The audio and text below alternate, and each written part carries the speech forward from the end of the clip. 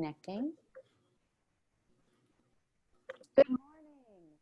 Thank you for joining us for the copyright and citation workshop for thesis writers, or any writers who are interested in how to make sure that they are fairly in fair use.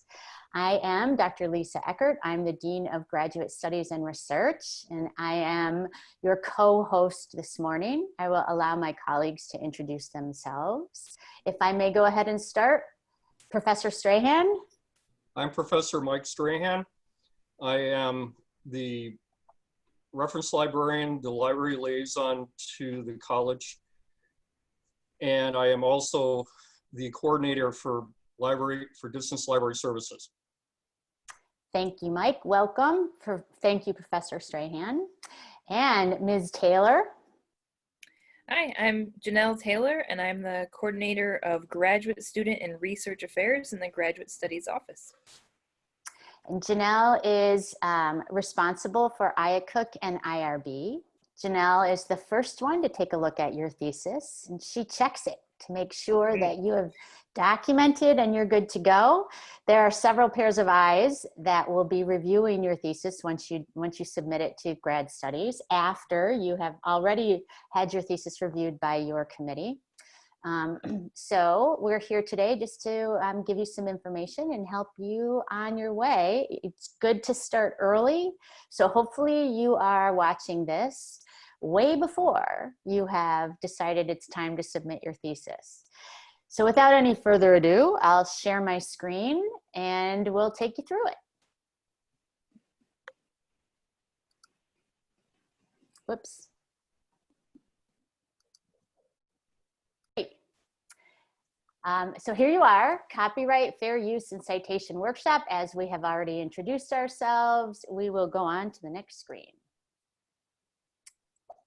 Next screen, there we go. Copyright law.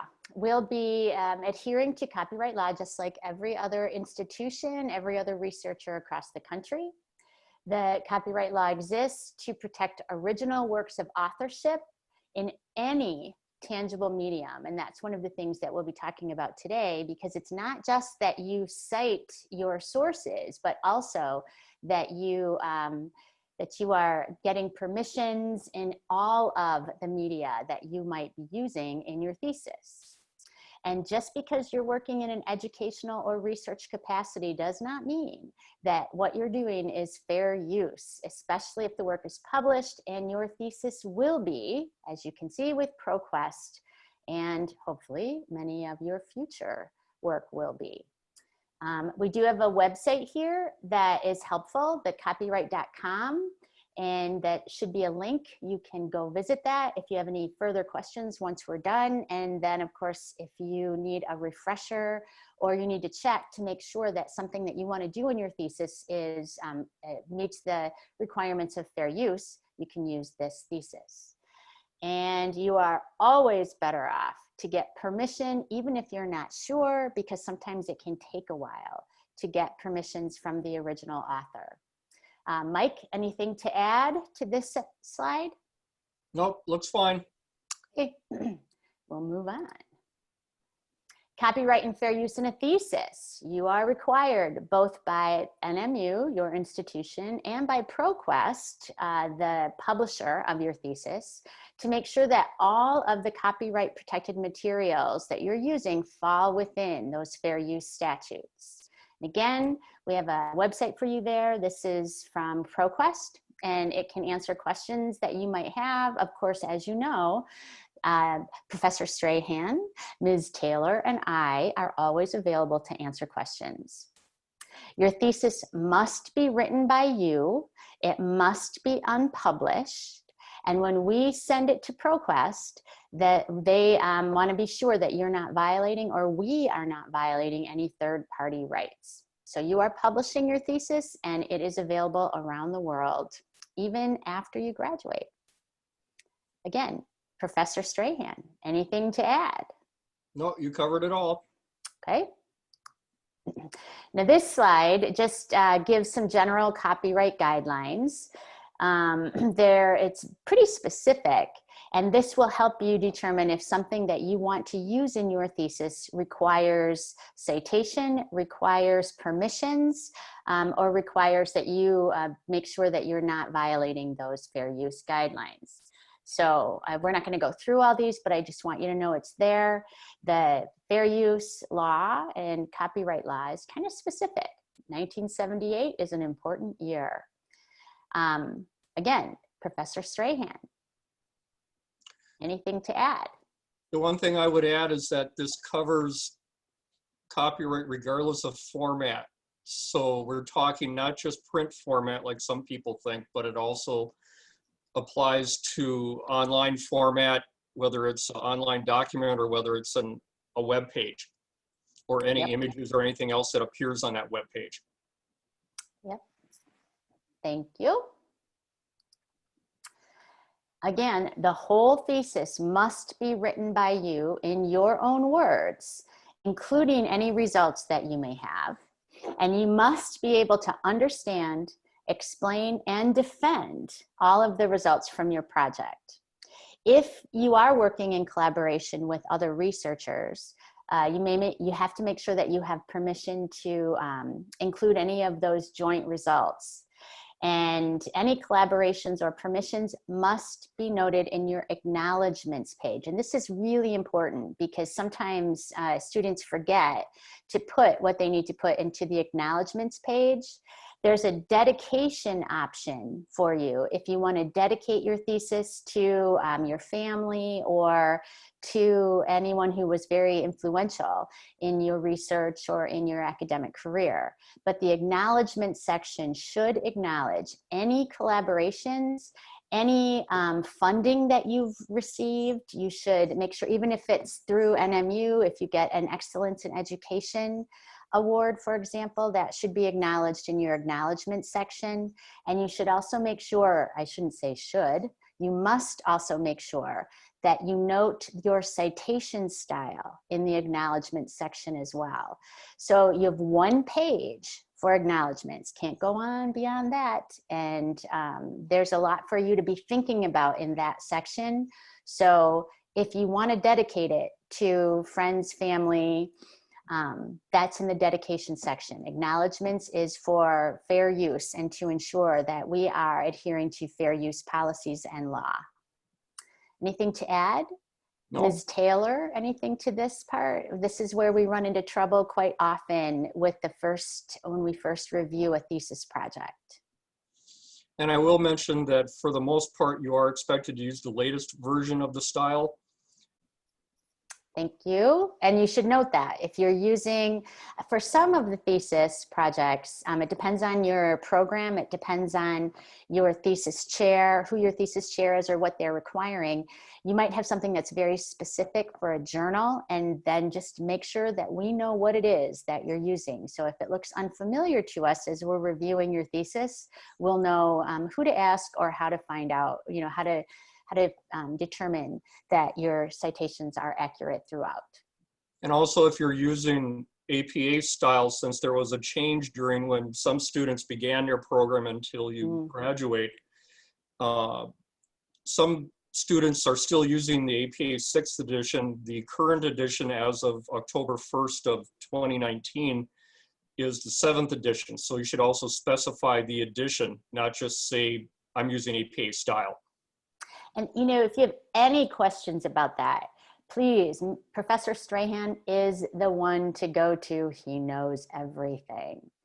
So, any questions so far? I know we're moving very quickly. If anyone has a question, please just chime away. You can put them in the chat and we can address them from the chat. There'll also be time at the end for questions as well. Permissions. You must have signed permissions. And this is a toughie too, because very often students will use drawings or representations of data or previous research, representations of previous research that has influenced the project, the thesis project. And anything that you use that was created by someone else must have permission. That includes photographs, data representations, drawings, digital artwork, artwork that you may have gotten online, pictures that you may have taken that have other people in them, you have to get their permission. Or if you use a picture that someone else took, you have to get their permission to use that image in your thesis project. You put a copy of the permission letter in the appendix of your thesis. And we don't tell you how to use the permission statement. Very often the copyright holder will do that. And we'll talk about that just a little bit more in a couple of minutes. Professor Strahan? I will add that just because, for example, illustrations are easily accessible on the web, you still need to get permission because they were created by an individual. So you're going to look at the copyright holder, the host of the website, for example, contact them. And does it have to be a written letter, or can it be an email? It can be an email. As long as that permission comes, it has to be printed and put into the appendix. And then of course it would be noted in the table of contents as well, because any appendices that you have must be in the table of contents. And you'll note again, there's a website here. And if we click on that, it will take us to this page. I've noticed takes a while to load, so just be forewarned. This is a copyright page for educators, for university researchers. And if it shows up, you'll see that it is full of information and helpful in those permissions, in the permissions letters. I don't think it's showing the page you're going to anyway. Yeah, I'm gonna just forget it. That web page has examples of permission letters. So if you want to see what one looks like, you can go to that web page. If you have questions about that, please feel free to call Ms. Taylor in grad studies, me in grad studies, or Professor Strahan in the library. And we can help you determine how to get that permissions letter. Anyone who has, an artist or a researcher that has contributed to your thesis project will know that if you're asking for permission, they know what to do. And they will often tell you, as we have in the bottom bullet, how to put that statement in your thesis. So it can go into the appendix. It could be something that you add right in the body of the text as well. And then of course it could go into the citation list, and you would include the permission statement as an appendix. Professor Strahan, did I cover it? Yes, you did. All right. Questions? We'll move on. And now we get to the nitty-gritty. Citations, we've touched on this a little bit already. This is to avoid plagiarism, of course. And again, as we said, it depends on what style you use, what style is appropriate for your particular discipline. And we will support any style as long as you tell us what it is. And you are responsible for style compliance. If you use Zotero or EndNote, or if your committee chair says, no, you can just kind of do it this way or that way, you have to make sure that you are in compliance with the style that you have selected. It's in text citations and references, formatting of numbers, values, spelling, manuscript layout. All of these things are very specific for your citation style and for thesis guidelines. So you have to be thinking about both of those as you complete your thesis. And again, we've talked about images and figures and tables. You put a caption and the copyright statement and a reference, and the captions also would go into the list of figures that you include in your thesis that comes after the table of contents. You'll note there's a link for library citation tools, and I will toss it to Professor Strahan to talk a little bit about that. Okay, so I will add that we do mention in here about the exception for thesis guidelines. So for example, if you're doing APA style, the manual talks about also following both sets of guidelines. APA style doesn't have an example of how to do tables of contents. However, the thesis guidelines overshadow that. So you have to go by both of the sets of guidelines. And sometimes that can be difficult for students to be able to follow, but in the end, it's all good. Everything works out for everybody. So go ahead. Nope, I was saying, and we're all here to help. So if you can click on the link, because even though I'm co-hosting, my mouse won't click on that. So Oops, there we go. it should load up quicker than the other one did. It did. And then you need to switch to it, please. Wait, which one? The library page, because we're all seeing the citations PowerPoint yet. Oh, PowerPoint yet. how do I do that? New share. New share. Yep.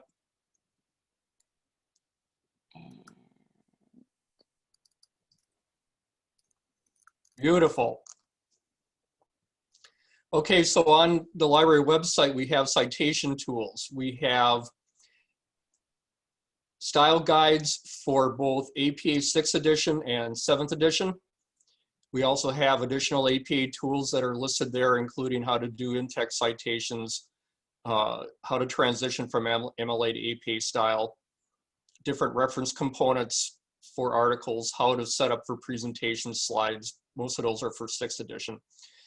We also have a tab off of here for MLA style, and also for Chicago style, and also for Zotero. Zotero is one of the 2 research managers that is supported on campus. Most of the librarians, actually all the librarians, are familiar with Zotero. They're also liaison to your department, so you can also check with them or check with me. We also have Dr. Fryer is an expert in using EndNote. So if you're using EndNote, we recommend you contact her for assistance. The Chicago style we have as a subscription to the online version of the Chicago style manual, and both a quick guide and links to that. And if you click on the MLA style one, we used to have our own MLA style guide. We're now linking directly to Purdue OWL's. Woo! Sorry, I had to give a shout out to the Purdue OWL. Oh, okay. Online Writing Lab, OWL. We find that it does a wonderful job for MLA style. And so instead of maintaining our own guide, we've decided to provide a link to that one instead. And I didn't click on the Zotero link, so I'll just do that too. So gives you directions on how to download it, how to install it. We also have a customization tab that'll walk you through how to set it up. And like I said, all of the librarians, all the library faculty are familiar with using Zotero, so you can contact your library liaison. If you're not sure how to do that, there's a option up at the top for help. And I would say, if you are just beginning your research, I would highly recommend that you use Zotero or EndNote so that you keep your sources organized from the very beginning. It's harder to go back and add resources to Zotero and EndNote, of course. And it's just so helpful to keep everything organized and then to generate works cited pages or reference pages throughout your time here at Northern. Any questions?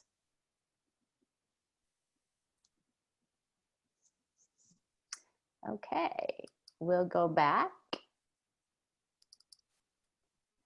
You see it? Yes. Okay. Questions? Again, I will emphasize that starting early is best. Talk to us from the beginning. If you have questions about IRB and IACUC inclusion, if you have an IRB or an IACUC protocol and you receive the approval from either your advisor or from the grad studies office, then make sure you hang on to that, because that is an important document that goes into your appendix. your appendices. It is one of them if you have more than one. But it's crucial because that's how we make sure that we are adhering to federal guidelines and complying with the requirements for use of human subjects and animal subjects in research. So there's lots for you to think about. All of your research must be documented. All of your collaborations must be in the acknowledgements page.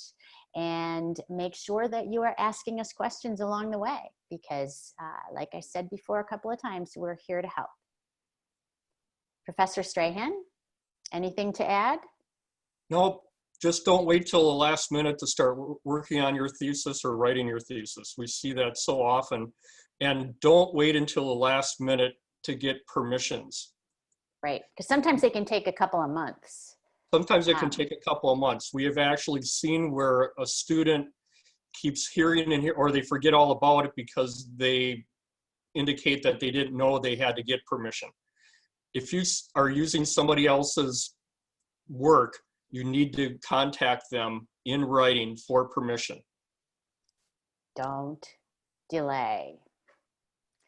Well, that's it. So if you have questions, again, call the Grad Studies office at 227-2300 or email at graduate@nmu.edu.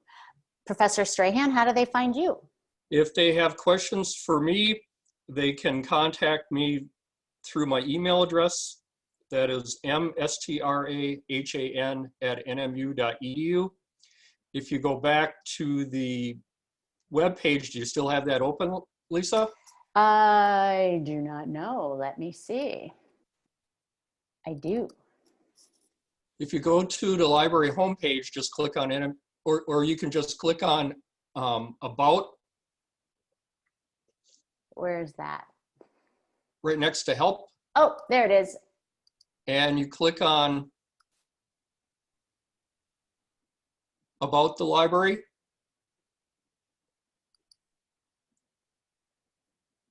I actually was looking for a different link. If you click on Help. Ask us?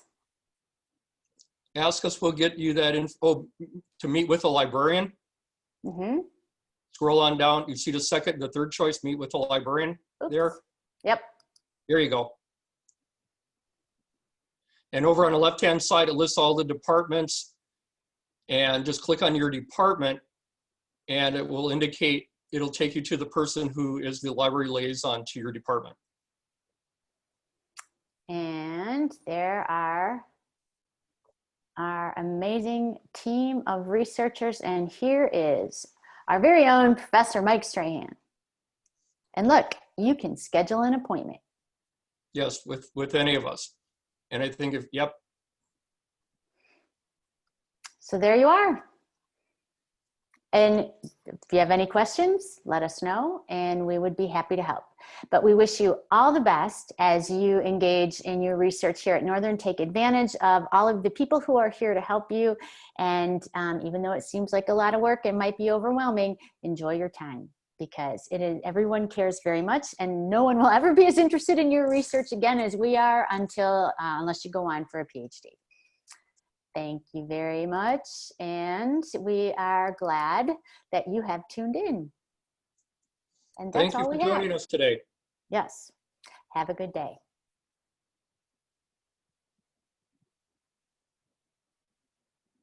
I don't know how to stop recording. Yes, I do.